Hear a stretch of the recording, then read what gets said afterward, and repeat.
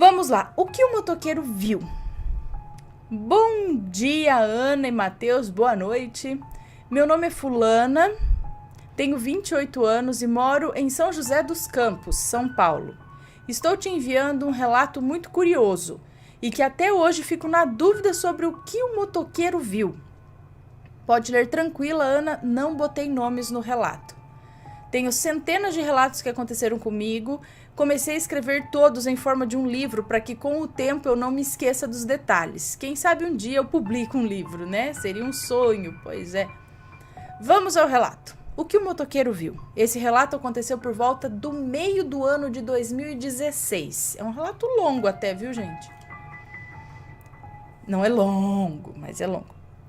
Certo dia, ao chegar do trabalho, eu me deparei com barulhos estranhos em casa e o cachorro inquieto. A Kate principalmente, que é a cachorra menor que fica dentro de casa.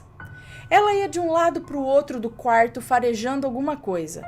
Eu não dei muita importância e fui tomar banho e pôr uma roupa confortável. Foi então que eu avistei o que era. Era um rato. Eu, na hora, tranquei o quarto com o rato dentro e saí do quarto apenas com a roupa que eu havia trocado. Um shortinho de dormir e uma camiseta. Pois estava já me preparando para comer alguma coisa, assistir um pouco de TV e dormir. Foi aí que liguei para um amigo meu perguntando se ele poderia vir até a minha casa para tirar o rato de dentro da casa. E ele concordou. Porém, eu teria que buscá-lo na casa dele, pois ele estava sem condução nesse dia.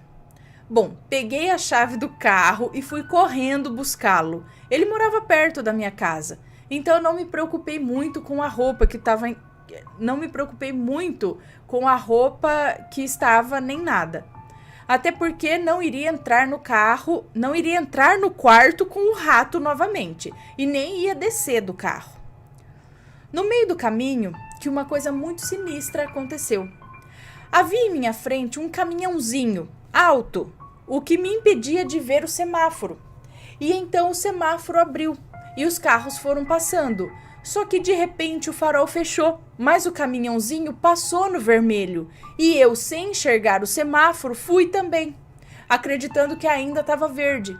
E acabei esbarrando em uma moto que vinha sentido contrário. E a moto bateu de raspão no meu para-choque, vindo a derrubar o motoqueiro da moto. O motoqueiro caiu da moto, mas não se machucou. Porém, o meu para-choque se quebrou ao meio e ficou pendurado no carro.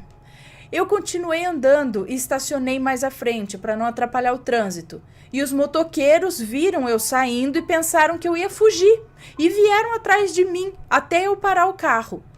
Quando parei, não queria descer do carro, pois estava com as roupas de dormir e havia esquecido o documento do carro em casa. Saindo na correria, eu queria evitar que fosse chamado a polícia por esses motivos. Chamei o motoqueiro e pedi que ele visse se tinha quebrado alguma coisa na moto dele, que eu ia pagar. Mas quando o motoqueiro se aproximou e me olhou, ele arregalou os olhos, dizendo: "Moça, você precisa ir à igreja. Você precisa ir à igreja." Dizia ele com muito medo, assustado e com os olhos arregalados. E eu tentava acalmá-lo, perguntando se ele estava bem, que eu ia pagar os prejuízos da moto. E ele, em vez de estar muito bravo comigo por ter ocasionado aquele acidente, ele apenas me olhava muito assustado, com medo de mim, dizendo inúmeras vezes que eu deveria ir à igreja, que eu precisava ir logo. E com isso eu fui me assustando. Os outros motoqueiros já tinham ido embora, então eu saí e peguei o para-choques que estava pendurado e guardei no carro. O motoqueiro acidentado disse que R$ 50 ele já arrumaria o para-lamas que havia amassado na batida. E eu pedi que ele me acompanhasse, pois eu ia pegar um amigo meu na rua de trás e já seguiria para minha casa, para que pudesse dar o dinheiro a ele. Mais uma vez o motoqueiro me olhou, como se tivesse algo ali comigo, e me disse: "Tudo bem, eu sigo você para buscar o dinheiro, mas você tem que ir na igreja, moça. Me ouça, você tem que ir na igreja." Esse motoqueiro não me parecia insano, nem bêbado, nem nada. Pelo contrário, ele estava de uniforme de trabalho, meio sujo, devia estar retornando de um dia de trabalho, aparentava ser um pai de família e que seguia alguma religião, por citar tantas vezes a igreja. Mas era muito estranha a atitude dele, porque o mais natural seria ele me xingar, reclamar que eu causei um acidente com ele, brigar, mas em nenhum momento ele me disse essas coisas. Ele, assim que me viu, começou a repetir por vezes que eu precisava ir à igreja, que eu tinha que ir, e me olhando como se o próprio demônio estivesse do meu lado. Mas não dizia o motivo que eu precisava ir para a igreja, e isso me assustou muito. Foi uma situação muito estranha. E seguindo para a casa do meu amigo, o motoqueiro me acompanhou, e quando meu amigo subiu no carro, eu segui para minha casa. Eu ainda estava em choque e não consegui falar nada para o meu amigo. E ele achou que estava daquele jeito, ele achou que eu estava daquele jeito por causa do rato. E foi quando meu amigo disse: "Ei, você reparou que a gente está sendo seguido por um motoqueiro ali atrás?" E então eu expliquei para ele todo o ocorrido e o motivo do motoqueiro estar nos seguindo. E ele disse para eu encostar o carro, que ele tinha o dinheiro ali com ele e que ele pagaria o motoqueiro e depois eu dava o dinheiro para ele em casa. Parei o carro e meu amigo desceu e foi até o motoqueiro que havia estacionado atrás do meu carro. Eu olhava a cena do meu amigo conversando com o motoqueiro pelo retrovisor e vi que o motoqueiro estava muito assustado, que falava e gesticulava com meu amigo e olhava para mim de longe.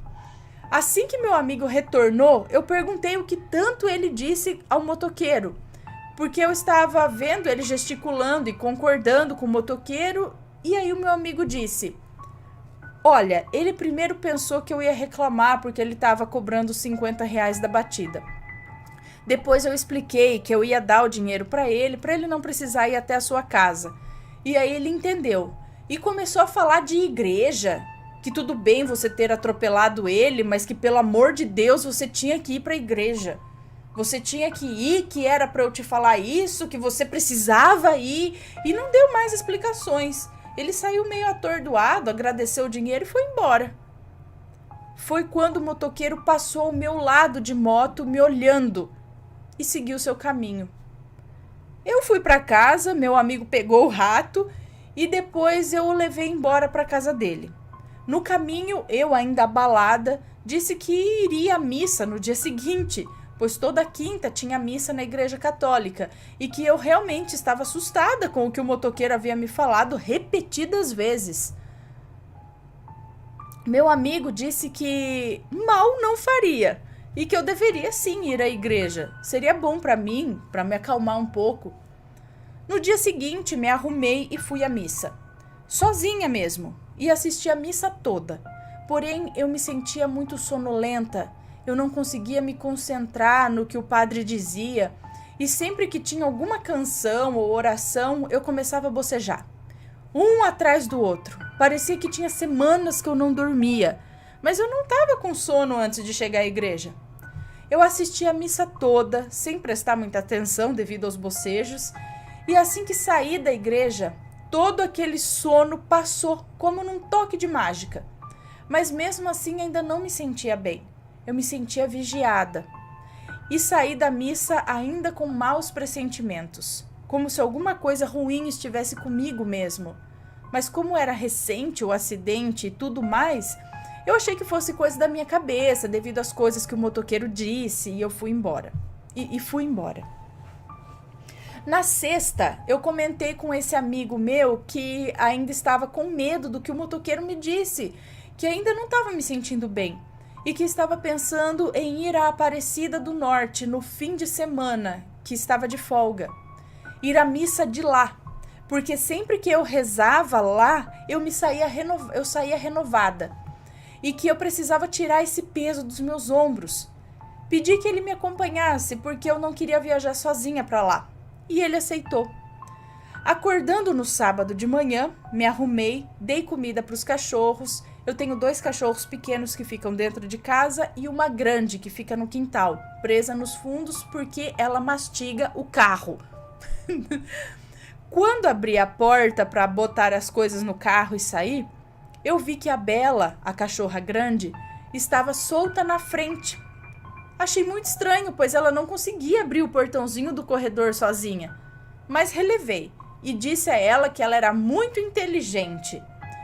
Então, abri o capô do carro e fui verificar tudo antes de sair. Vi a água do carro, que estava ok, vi o óleo, que também estava ok. Fechei o capô e estava para sair. Quando vi que tinha uma madeira com um prego para cima, atrás de um dos pneus. Como se alguém tivesse colocado ali. E isso seria impossível, pois só tinha eu lá.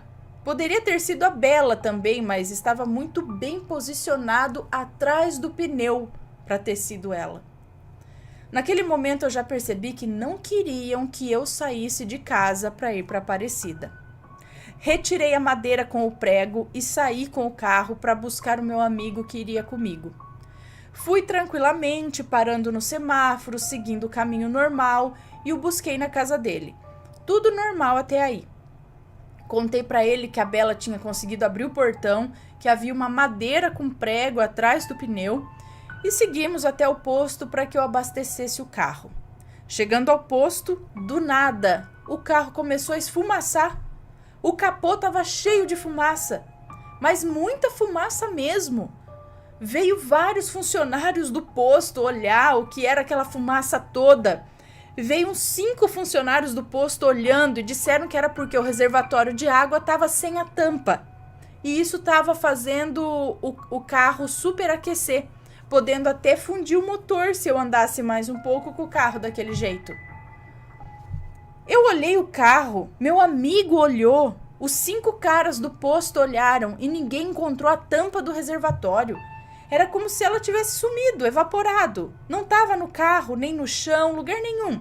7 pessoas olharam e nada. Deduzimos que tinha caído na rua. E o funcionário do posto disse que ele ia colocar a tampa da gasolina no reservatório de água, para que eu conseguisse chegar até a loja que vende essas tampas, para que eu não fundisse o motor até chegar lá. Mas me recomendou que eu tinha que ir rápido. Eu e meu amigo entramos no carro e fomos até essa loja. No caminho, eu e ele estávamos já muito assustados, pois tudo estava acontecendo para eu não ir para Aparecida. Eu me sentia uma boba, pensando, como assim a tampa sumiu? Eu mesma vi a água e o óleo e eu tampei tudo e deixei tudo certinho antes de sair de casa. Não tinha como ela ter sumido. Não tinha como eu não ter colocado a tampa de volta. Mas eu não discuti, apenas fui até uma loja para comprar a tampa, pois vai que era culpa minha mesmo, né? Chegando à loja, eu entrei e meu amigo ficou no carro. Ele abriu o capô para trocar a tampa e ele abriu o capô para trocar a tampa e aguardar a nova. Foi aí que algo estranho aconteceu. Eu saí da loja com a tampa nova e fui em direção ao carro, onde ele olhava para o motor sem acreditar. Ele estava pálido, olhando eu me aproximar. E quando me aproximei, ele disse: "Eu não mexi em nada, apenas abri o capô e deixei para você ver isso." Quando eu olho para o carro, debaixo do capô, lá está a tampa do reservatório, bem ao lado do reservatório, uma tampa amarela, que em meio ao motor preto se destaca. Mas ela não estava apenas ali, ela estava em cima do motor, onde é difícil equilibrar uma tampa. Com o carro parado, é difícil equilibrar uma tampa com o carro parado e impossível com o carro andando, devido à inclinação do motor, mas ela estava ali, equilibrada, nos causando medo. E como que 7 pessoas vasculham o carro e não encontram a tampa? Eu, quando vi, não acreditei. Como que ela estava ali? Como que ela surgiu ali? Ela não estava ali minutos antes. E era impossível ela estar ali naquele local sem cair. Enfim, vimos que a coisa estava feia. Não queriam que eu fosse para Aparecida de jeito nenhum. Eu e ele estávamos muito assustados. E disse a ele: "Ele não quer que eu vá para Aparecida? Pois é agora que eu vou mesmo. Minha Nossa Senhora Aparecida, minha mãezinha vai me guiar até a casa dela e vamos chegar lá. Eu e ele entramos no carro e seguimos viagem rumo à Aparecida do Norte. Estava com muito medo que acontecesse algum acidente conosco no caminho, para evitar que chegássemos à igreja. Mas rezando em pensamento e sob um silêncio incômodo, fomos e finalmente chegamos à Aparecida. Chegamos em cima da hora da missa do meio-dia. Tentamos sair cedo, mas devido a tantos imprevistos, chegamos meio-dia e já sentamos para ouvir a missa. Em volta do padre sentamos, tinha um grupo de motoqueiros e mais atrás nós, nos bancos, junto com as demais pessoas. Não estava muito cheia a igreja nesse dia e foi tranquilo sentar nos bancos mais à frente. Iniciou-se a missa e com isso os meus bocejos. Dessa vez estava mais forte, um seguido do outro. As pessoas já começavam até a me olhar, me julgando, como se pensassem: olha só, fica bocejando e não reza, nem presta atenção na missa. E eu me esforçando para rezar um Pai Nosso, mas eu não conseguia nem completar uma frase. Era um bocejo atrás do outro. Já estava doendo meu maxilar de tanto bocejo. Foi quando eu ouvi o padre dizer: você que veio na missa hoje, que pensou que não ia conseguir chegar, que teve problemas no carro, que tudo estava dando errado para você chegar à casa da mãezinha, saiba que Nossa Senhora Aparecida te guiou até aqui e que você já pode ficar tranquila. Ela vai te acompanhar até a sua casa na viagem de volta e nada de mal te acontecerá. Nessa hora os meus olhos encheram d'água. Não tinha como eu questionar que não era para mim o que o padre dizia. Só faltou ele dizer o meu nome. E a missa toda foi voltada a esse tema. Ele falou por vezes sobre acidentes de trânsito, com cuidados na estrada, de como Nossa Senhora Aparecida nos protegia e como era grande o amor dela por nós. Eu segui a missa toda bocejando, seguidas vezes, até que acabasse. E assim que a missa acabou, o bocejo acabou também. Fui até o carro depois da missa e entrei para ir embora. O ar estava mais suave, o peso das minhas coisas saíram e retornei, o peso das minhas costas, eu acho, saíram e retornei para casa ciente que Nossa Senhora Aparecida estava comigo o tempo todo e que ela me guiaria sempre na minha vida. E eu, que já era muito devota à santa, firmei ainda mais a minha devoção depois desse acontecido e a tantos outros relacionados a ela. E tive a certeza que se eu não quero que Nossa Senhora... Tive a certeza que se eu não quero que Nossa Senhora Aparecida, ou qualquer que seja meu santo ou religião, não se esqueça de mim, eu não deveria esquecer dela. Pois por vezes só lembramos de rezar e agradecer quando precisamos. E quando nos esquecemos de lembrar de Deus, deixamos coisas ruins se aproximar de nós. E fim! Nossa, que coisa! Realmente tinha alguma coisa ali falando... Não vai, né? Não querendo que fosse. E esse motoqueiro? O que ele viu? Eu tinha que ter perguntado, mas peraí, por que você tá dizendo isso? O que tu tá vendo? Né? Fica a curiosidade aí do que esse motoqueiro viu pra ele ficar desesperado falando pra ela ir pra igreja. Bom, ele deve ver alguma coisa e ele viu alguma coisa ali junto com ela. Só não quis falar. Às vezes, né? Pra não assustar. Que legal. Deixa eu anotar aqui que eu li. Muito bem.